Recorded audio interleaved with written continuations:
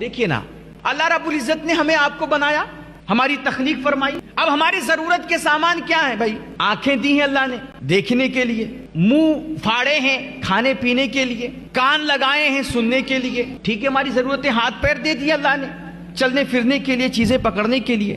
ضرورتیں تو پوری ہو جا رہی نا. لیکن یہ دانتوں کو اللہ نے سفید بنایا. اللہ دانتوں کو کالا بنا دیتا تو کوئی حرج ہوتا کیا؟ کالے کالے دانت ہوتے سب کے تو کوئی نقصان ہے؟ جیسے وائٹ دانت سے کھا پی رہے ہیں، چبا رہے ہیں، ایسے کالے دانت سے بھی تو چبا سکتے تھے. لیکن اللہ نے وائٹ کیوں بنایا دانتوں کو؟ اللہ رب العزت نے ہماری انگلیوں میں یہ ناخن لگائے. ناخن، ان ناخنوں کی کیا ضرورت ہے؟ ناخن سے کوئی کام لیتے ہو آپ؟ یہ اور بات ہے کہ آج کا نوجوان بڑے بڑے ناخن بڑھا کر کے وہ فیشن دکھاتا ہے، اس کو فیشن سمجھتا ہے، لیکن ناخن سے کوئی کام نہیں ہوتا ہے. لیکن اللہ رب العزت نے انگلیوں میں ناخن لگائے. اللہ نے ہونٹوں میں سرخی ڈالی. آنکھ دیا، جو آنکھ کا ڈھیلا ہے اس میں آدھا سفید ہے آدھا کالا ہے.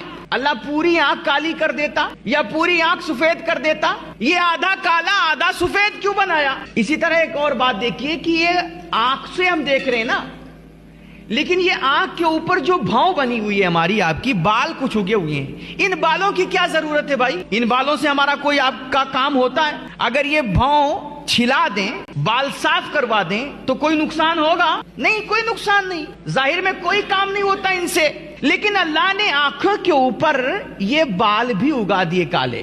اللہ رب العزت نے ہمارے ہونٹوں میں سرخی ڈال دی، زبان میں سرخی ڈال دی، دانتوں کو سفید بنایا، انگلیوں میں ناخن لگائے. یہ سب کس لیے کیا؟ تاکہ میرا جو سب سے بڑا شاہکار ہے، میرا بنایا ہوا انسان ہے، وہ دیکھنے میں خوبصورت لگے. یہی تو کس لیے بنایا؟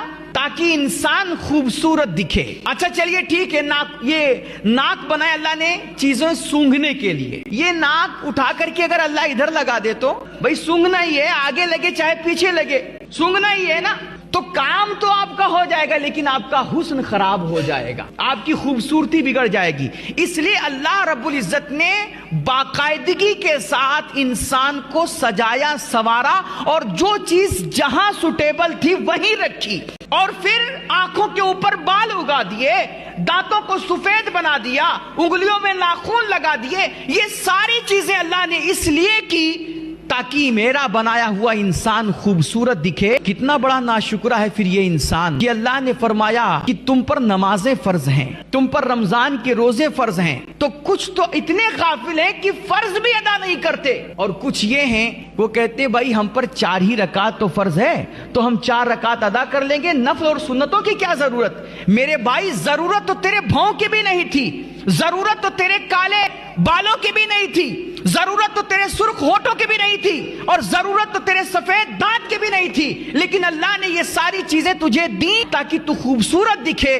تو اسی لیے اللہ نے تجھے جو رمضان کے روزے فرض کیے ہیں، اس سے پہلے نبی فرما رہے ہیں کہ تم شعبان کے بھی روزے رکھ لیا کرو، اس سے تمہارے رمضان کے روزوں کا حسن بڑھ جائے گا، اس سے تمہارے رمضان کے روزے خوبصورت ہو جائیں گے. تو رمضان کے روزوں کے جو فرضیت ہے، اس فرضیت کا حسن بڑھانے کے لیے حضور فرما رہے ہیں کہ تم شعبان کے نفلی روزے رکھو، یہ اس کی زینت کے لیے.